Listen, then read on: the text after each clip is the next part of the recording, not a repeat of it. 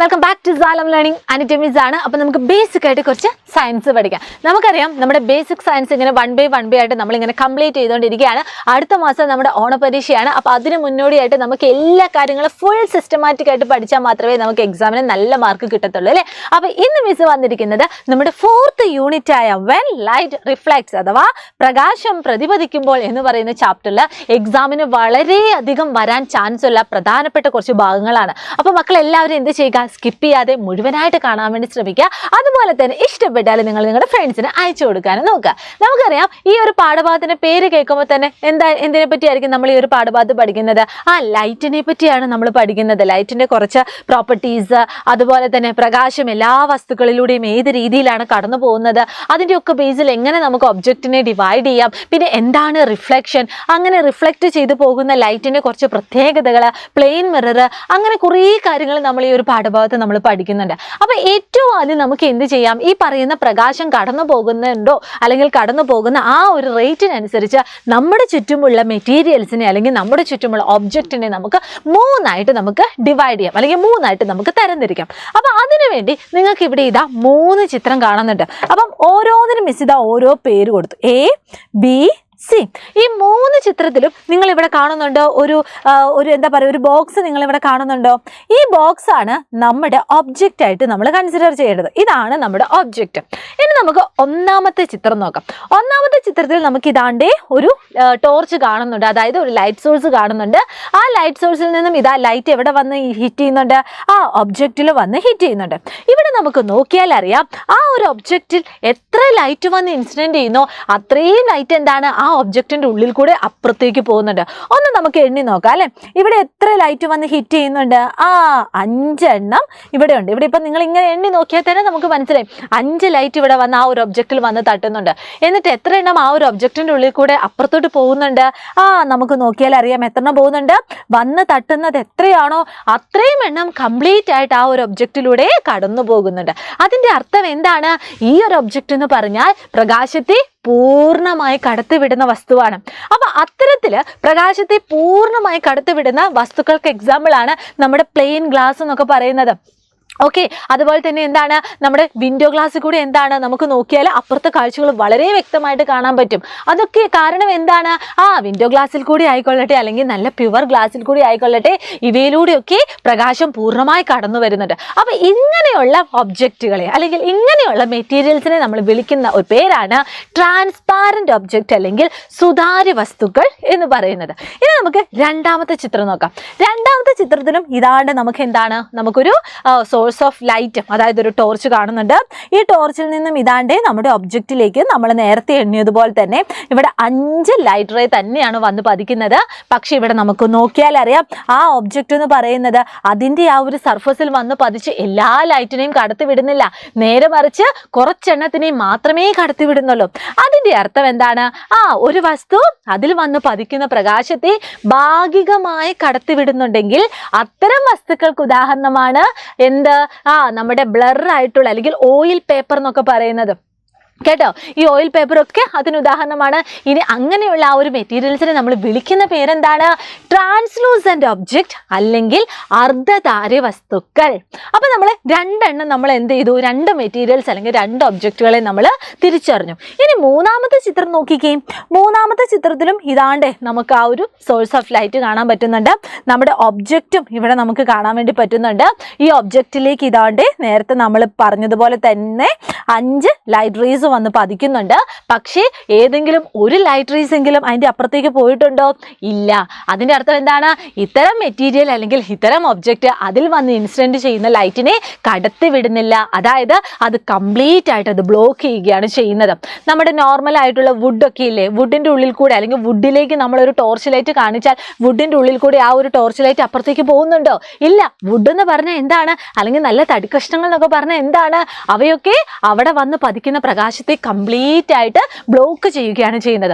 അത്തരം ഒബ്ജക്റ്റുകളെ അല്ലെങ്കിൽ അത്തരം മെറ്റീരിയൽസിനെ നമ്മൾ വിളിക്കുന്ന പേരാണ് ഒപ്പാക് ഒബ്ജക്റ്റ് അല്ലെങ്കിൽ അധാര്യ വസ്തുക്കൾ.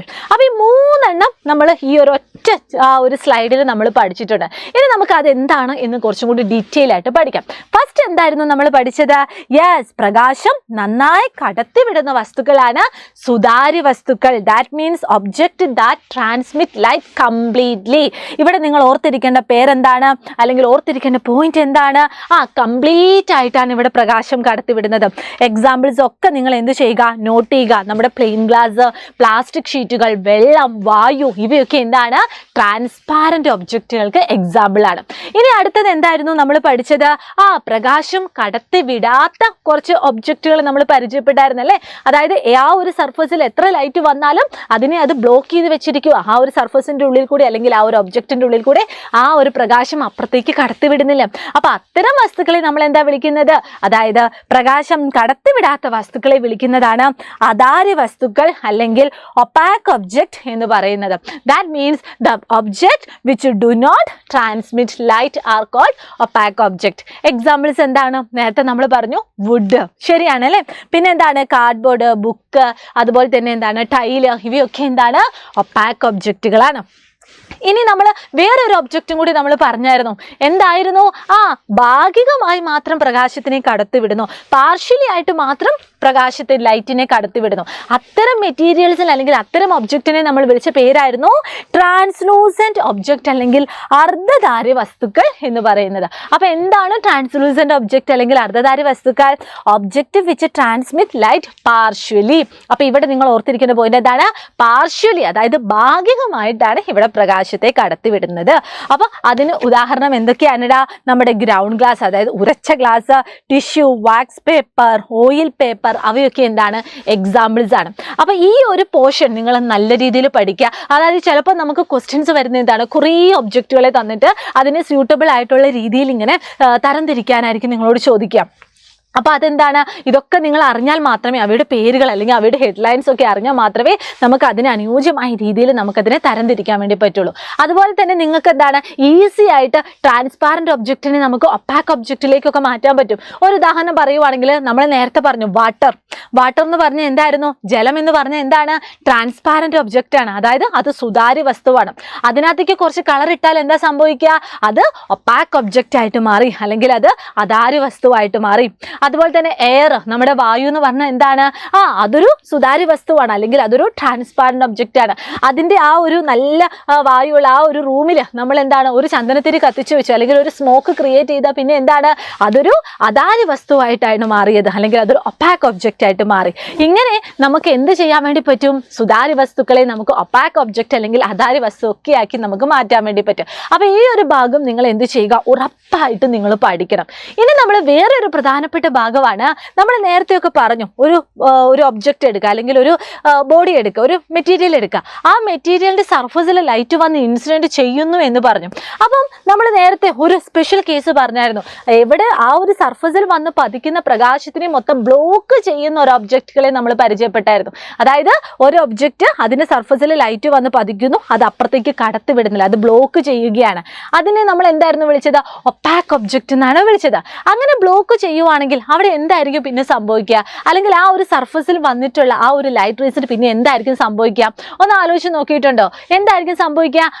ആ ലൈറ്റ് ഏത് മീഡിയത്തിൽ നിന്നാണോ വന്നത് അതേ മീഡിയത്തിലേക്ക് തന്നെ തിരിച്ചു പോകുന്നതായിട്ട് നമുക്ക് കാണാൻ പറ്റും. അപ്പൊ അതിനെ വിളിക്കുന്ന പേരാണ് പ്രകാശത്തിന്റെ പ്രതിപതനം എന്ന് നമ്മൾ പറയുന്നത്. അതായത് മക്കളെ, നമ്മൾ ഇതൊരു ഒപ്പാക് ഒബ്ജക്റ്റ് ആണ് എന്ന് മക്കൾ വിചാരിക്കാം. ഇതൊരു ഒപ്പാക് ഒബ്ജക്റ്റ്, അതായത് ഇതിന്റെ ഉള്ളിലേക്ക് ഇതാ ലൈറ്റ് റേ വന്ന് പതിക്കുന്നുണ്ട്. നമുക്കറിയാലോ, ഒപ്പാക് ഒബ്ജക്റ്റ് ഇതാ ഇങ്ങോട്ടേക്ക് എന്താണ്? കടത്തിവിടത്തില്ല. അപ്പൊ എന്താ സംഭവിക്കുക? പ്രകാശം ഈ ഒരു വസ്തുക്കളിൽ തട്ടി തിരിച്ചു പോകുന്നതായിട്ട് നമുക്ക് കാണാൻ വേണ്ടി പറ്റും. അപ്പൊ ഇതിനെ നമ്മൾ വിളിക്കുന്ന പേര്, അതായത് പ്രകാശം ഒരു വസ്തുവിൽ തട്ടി തിരിച്ചു പോകുന്നതിന് അല്ലെങ്കിൽ റിട്ടേൺ ബാക്ക് ചെയ്തു പോകുന്നതിനെ നമ്മൾ വിളിക്കുന്ന പേരാണ് പ്രകാശത്തിന്റെ പ്രതിപതനം അല്ലെങ്കിൽ റിഫ്ലക്ഷൻ എന്ന് നമ്മൾ പറയുന്നത്. അപ്പൊ റിഫ്ലക്ഷന്റെ കേസിൽ നമ്മൾ കുറേ കാര്യങ്ങൾ നമ്മൾ പഠിച്ചിട്ടുണ്ട്. കാരണം എന്താണെന്ന് ചോദിക്കുകയാണെങ്കിൽ, എല്ലാ സർഫസിലും നടക്കുന്ന റിഫ്ലക്ഷൻ ഒരുപോലെ ആവണമെന്നില്ല. അതായത് ഇപ്പം നല്ല പോളിഷ്ഡ് ആയിട്ടുള്ള സ്മൂത്ത് ആയിട്ടുള്ള ഒരു സർഫസ് ഉള്ള ബോഡി ഉണ്ടായിരിക്കും, അതുപോലെ തന്നെ റഫ് ആയിട്ടുള്ള സർഫസ് ഉള്ള ബോഡി ഉണ്ടായിരിക്കും. അപ്പൊ അവിടെ രണ്ടിലും എന്താണ്? ഇതുപോലെ റിഫ്ലക്ഷൻ നടക്കുമെങ്കിലും ആ റിഫ്ലക്ഷൻ നടക്കുന്ന രീതി എന്താണ്? വ്യത്യസ്തമായിരിക്കും. അപ്പോൾ ഒരു ഉദാഹരണം പറയുവാണെങ്കിൽ നമുക്ക് എന്താണ്? ആദ്യം നമുക്ക് വളരെ സ്മൂത്ത് ആയിട്ടുള്ള അല്ലെങ്കിൽ പോളിഷ്ഡ് ആയിട്ടുള്ള ഒരു സർഫസ് ഉള്ള ഒരു ബോഡി എടുത്തു. അടുത്തതിൽ നമ്മൾ എന്താ എടുത്തത്? ഒരു റഫ് ആയിട്ടുള്ള ഒരു സർഫസ് ഉള്ള ഒരു ബോഡി എടുത്തു. എന്നിട്ട് നമ്മൾ ഇത് രണ്ടിലും റിഫ്ലക്ഷൻ എങ്ങനെയാണ് നടക്കുന്നതെന്നൊന്ന് ശ്രദ്ധിച്ചു നോക്കിയാലോ. ഫസ്റ്റ് നമ്മൾ എന്താ എടുത്തത്? പോളിഷ്ഡ് ആയിട്ടുള്ള ഒരു ബോഡിയാണ് കേട്ടോ. ആ ഒരു ബോഡിയിൽ ഇതാ ലൈറ്റ് വന്ന് ഇൻസിഡന്റ് ചെയ്യുന്നു. അപ്പോൾ ഈ പച്ച കളറിൽ കൊടുത്തതെല്ലാം വന്ന് പതിക്കുന്ന പ്രകാശമാണ്. എന്നിട്ട് ആ നീല കളർ കൊടുത്ത് എന്താണ്? തിരിച്ചു പോകുന്ന അല്ലെങ്കിൽ പ്രതിപതിച്ച് തിരിച്ചു പോകുന്ന ലൈറ്റ് റേസ് ആണ്. അപ്പം നമുക്ക് നോക്കിയാൽ അറിയാം ഇവിടെ എങ്ങനെയാണ് റെഗുലർ ആയിട്ടാണ് എന്ത് സംഭവിക്കുന്നത്? റിഫ്ലക്ഷൻ നടക്കുന്നത്. അപ്പൊ ഇതിനെ നമ്മൾ വിളിക്കുന്ന പേരാണ് റെഗുലർ റിഫ്ലക്ഷൻ അല്ലെങ്കിൽ ക്രമപ്രതിപതനം എന്ന് പറയുന്നത്. എന്താണ്? ക്രമപ്രതിപതനം. ഓക്കെ, അപ്പം നല്ല പോളിഷ്ഡ് ആയിട്ടുള്ള സർഫസുകളിൽ എങ്ങനെയാണ് റിഫ്ലക്ഷൻ നടക്കുന്നത്? ക്രമപ്രതിപതനം അല്ലെങ്കിൽ റെഗുലർ റിഫ്ലക്ഷൻ ആണ്. അതേസമയം ഇത് ഈ ഒരു സർഫസ് നോക്കിക്കേ, ഇത് വളരെ റഫാണ്, കുണ്ടും കുഴിയൊക്കെയുള്ള റഫായിട്ടുള്ള സർഫസാണ്. ഇവിടെ നമുക്ക് ഇതാ ഈ കാണുന്ന പച്ച കളർ എന്ന് പറഞ്ഞാൽ എന്താണ്? വന്ന് ഇൻസിഡന്റ് ചെയ്യുന്ന ലൈറ്റ് റേ ആണ്. നീല കളർ എന്ന് പറഞ്ഞാൽ എന്താണ്? ആ ഒരു സർഫസിൽ വന്ന് തട്ടിത്തെറിച്ചു പോകുന്നതാണ്. പക്ഷേ ഇങ്ങനെ തട്ടിത്തെറിച്ചു പോകുന്ന ലൈറ്റ്സിനെ കണ്ടാൽ നമുക്കൊരു കാര്യം മനസ്സിലാവും, അതെങ്ങനെയാണ് പോകുന്നത്? ഇറഗുലർ ആയിട്ടാണ് ഇത് പോകുന്നത് അല്ലെ? ഇറഗുലർ ആയിട്ടാണ് ഇവിടെ റിഫ്ലക്ഷൻ നടക്കുന്നത്. അപ്പൊ ഇതിനെ നമ്മൾ വിളിക്കുന്ന പേരാണ്, അല്ലെങ്കിൽ ഇത്തരം റിഫ്ലക്ഷനെ നമ്മൾ വിളിക്കുന്ന പേരാണ് ഡിഫ്യൂസ്ഡ് റിഫ്ലക്ഷൻ എന്ന് നമ്മൾ പറയുന്നത്, അല്ലെങ്കിൽ വിസരിത പ്രതിപതനം എന്ന് നമ്മൾ പറയുന്നത്. ഈ കാർഡ്ബോർഡിന്റെ സർഫസ് ഒക്കെ എന്താണ്? നമ്മുടെ ഗ്ലാസിന്റെ സർഫസ് പോലെ വളരെ സ്മൂത്ത് ആണോ? അല്ലേ? ഈ കാർഡ്ബോർഡിന്റെ സർഫസ് എന്നൊക്കെ പറഞ്ഞാൽ എന്താണ്? അത് വളരെ റഫാണ്. അപ്പോൾ കാർഡ്ബോർഡിലും അതുപോലെ തന്നെ എന്താണ്? തടിക്കഷ്ണങ്ങളിലൊക്കെ നടക്കുന്നത് ഈ പറയുന്ന ഡിഫ്യൂസ്ഡ് റിഫ്ലക്ഷൻ അല്ലെങ്കിൽ വിസരിത പ്രതിപതനമാണ്. അതേസമയം നമ്മുടെ പ്ലെയിൻ മിററില്ലേ, നല്ല ഒന്നാന്തര ദർപ്പണം, അതൊക്കെ എന്താണ്? അതിന്റെ സർഫസ് എന്നൊക്കെ പറഞ്ഞാൽ വളരെ പോളിഷ്ഡ് ആണ്, വളരെ സ്മൂത്ത് ആണ്.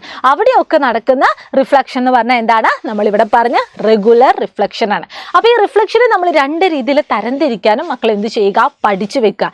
ഇനി ഇവിടെ നിങ്ങൾ പഠിക്കേണ്ട ഒരു പോയിന്റ് എന്താണെന്ന് വെച്ചാൽ ഇതിനെപ്പറ്റി നിങ്ങൾ ജസ്റ്റ് ഒന്ന് എക്സ്പ്ലെയിൻ ചെയ്യാൻ വേണ്ടി പഠിച്ചു വെക്കുക കേട്ടോ. എന്താണ് ക്രമപ്രതിപതനം അല്ലെങ്കിൽ എന്താണ് വിസരിത പ്രതിപതനം? രണ്ട് എക്സാമ്പിൾ നിങ്ങൾ പഠിച്ചു വെക്കുക. ഇനി റിഫ്ലക്ഷൻ നടക്കുമ്പോൾ ഏത് സർഫസ് ആയിക്കൊള്ളട്ടെ അവിടെ റിഫ്ലക്ഷൻ ഇങ്ങനെ നടക്കുമ്പോൾ, അതായത് റെഗുലർ റിഫ്ലക്ഷൻ നടക്കുമ്പോൾ നിങ്ങൾ ഇമ്പോർട്ടൻ്റ് ആയി പഠിക്കേണ്ട കുറച്ച് ടേംസ് ഉണ്ട്, അതും കൂടി നിങ്ങൾ പഠിക്കണം. ആ ടേംസ് പഠിക്കുവാണെങ്കിൽ നിങ്ങൾക്ക് വളരെ പ്രധാനപ്പെട്ട ലോസ് ഓഫ് റിഫ്ലക്ഷനും കൂടി നിങ്ങൾക്ക് പഠിക്കാൻ പറ്റും. അപ്പോൾ എന്തൊക്കെയാണ് ആ ടേംസ് എന്ന് നോക്കിയാലോ. യെസ്, ഇവിടെ ഇതാ നിങ്ങൾക്കൊരു സർഫസ് തന്നിട്ടുണ്ട്. അതാണ് നമ്മുടെ സമതല ദർപ്പണമാണ് തന്നിരിക്കുന്നത്, അതായത് നമ്മുടെ പ്ലെയിൻ മിറർ. എന്താണ്? Plane mirror. ഈ പ്ലെയിൻ മിററിൽ നമുക്ക് നോക്കിയാൽ അറിയാം ഈ ഒരു പോയിന്റിൽ, അതായത് മിസ് മാർക്ക് ചെയ്ത പോയിന്റിലാണ് ആ ഒരു പ്രകാശം വന്ന് പതിക്കുന്നത്. അങ്ങനെ പ്രകാശം വന്ന് പതിക്കുന്ന ആ ഒരു പോയിന്റിനെ നമ്മൾ വിളിക്കുന്ന പേരാണ് പതന ബിന്ദു അല്ലെങ്കിൽ പോയിന്റ് ഓഫ് ഇൻസിഡൻസ് എന്ന് പറയുന്നത്. എന്താണ്? പതന ബിന്ദു അല്ലെങ്കിൽ പോയിന്റ് ഓഫ് ഇൻസിഡൻസ്. ഓക്കെ, ഇനി ആ ഒരു പോയിന്റിലേക്ക് വന്ന് പതിക്കുന്ന ആ ഒരു ലൈറ്റ് റേ മക്കൾ കണ്ടോ? വന്ന് പതിക്കുന്ന ആ ഒരു ലൈറ്റ് റേ കണ്ടോ? ഇതിനെ നമ്മൾ വിളിക്കുന്ന പേരാണ് മക്കളെ പതനരശ്മി, അല്ലെങ്കിൽ നമ്മൾ എന്താ വിളിക്കുന്നത്? ഇൻസിഡന്റ് റേ എന്ന് പറയുന്നത്. ഓക്കെ, ഇനി ആ ഒരു പോയിന്റിൽ വന്ന് പതിച്ചു, പിന്നീട് എന്ത് സംഭവിക്കുന്നു എന്നാ പറഞ്ഞത്? അത് തട്ടിത്തെറിച്ചു പോകുന്നതായിട്ട് നമുക്ക് കാണാൻ പറ്റും, അതായത് അത് പ്രതിപതിച്ചു പോകുന്നതായിട്ട് കാണാൻ പറ്റും. അപ്പൊ അതിനെ വിളിക്കുന്ന പേരാണ് പ്രതിപതന രശ്മി, അല്ലെങ്കിൽ എന്താണ്?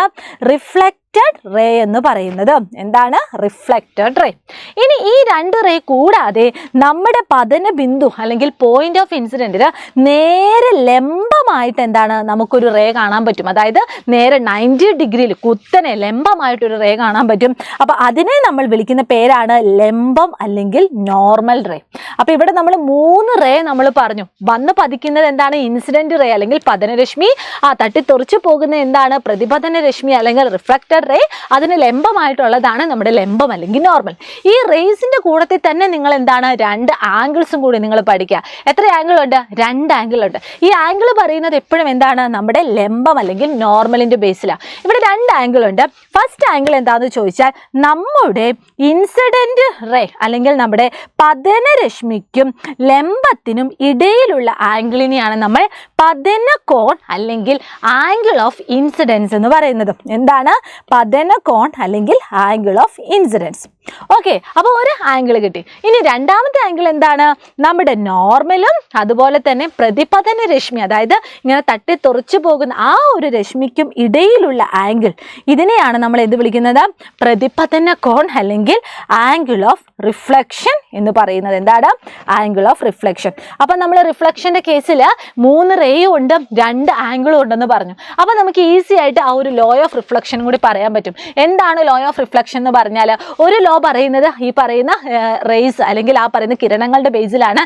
രണ്ടാമത്തെ ലോ പറയുന്നത് ആംഗിൾസിന്റെ ബേസിലാണ്. ഫസ്റ്റ് ലോ എന്താണെന്ന് ചോദിച്ചാൽ, നമ്മുടെ പതനരശ്മി ആയിക്കൊള്ളട്ടെ അല്ലെങ്കിൽ ലംബമായിക്കൊള്ളട്ടെ അല്ലെങ്കിൽ പ്രതിപതന രശ്മി ആയിക്കൊള്ളട്ടെ, ഇതെല്ലാം എന്താണ്? ഒരേ തലത്തിലായിരിക്കും. ഇനി രണ്ടാമത്തെ ലോ എന്ന് പറഞ്ഞാൽ എന്താണ്? നമ്മുടെ കോണുകളുടെ ബേസിലാണ്. അതായത് നമ്മുടെ പതന കോണും പ്രതിപതന കോണും എന്തായിരിക്കും? ഈക്വൽ ആയിരിക്കും. അപ്പൊ 2 ലോയാണ് നമ്മളിവിടെ പഠിക്കേണ്ടത്. ഫസ്റ്റ് ലോ എന്താണ്?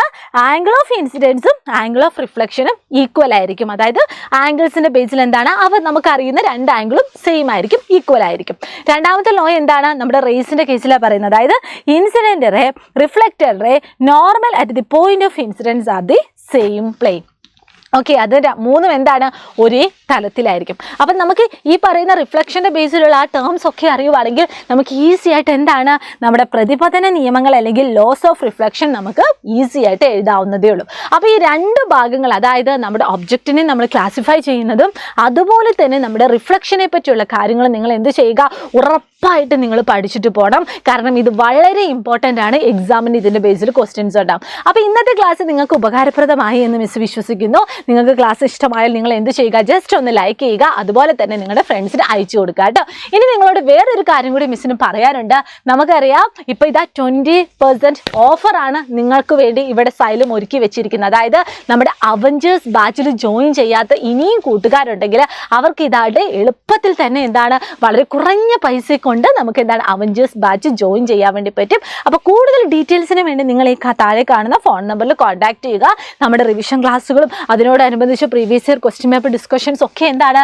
നമ്മുടെ ഈ ഒരു അവഞ്ചേഴ്സ് ബാച്ചിൽ നമുക്ക് അവൈലബിൾ ആണ്. അപ്പോൾ എല്ലാവരും ഈ ഒരു സന്തോഷ വാർത്ത മാക്സിമം എന്ത് ചെയ്യുക? ഷെയർ ചെയ്യുക കേട്ടോ. അപ്പോൾ എല്ലാവർക്കും all the very best and thank you so much. അടിപൊളിയായിട്ട് പഠിക്കുക. നമുക്കിനി ഓണപ്പരീക്ഷ അടിച്ചു പൊളിക്കാം.